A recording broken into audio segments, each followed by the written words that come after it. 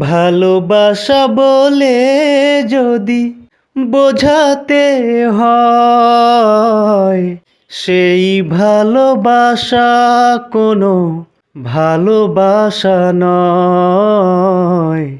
সেই ভালোবাসা কোনো ভালোবাসা নয়।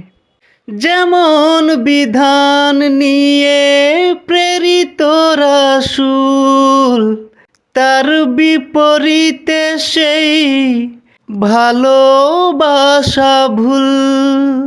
জীবনে যে ভালোবাসা আনে পরাজয়, সেই ভালোবাসা কোনো ভালোবাসা নয়।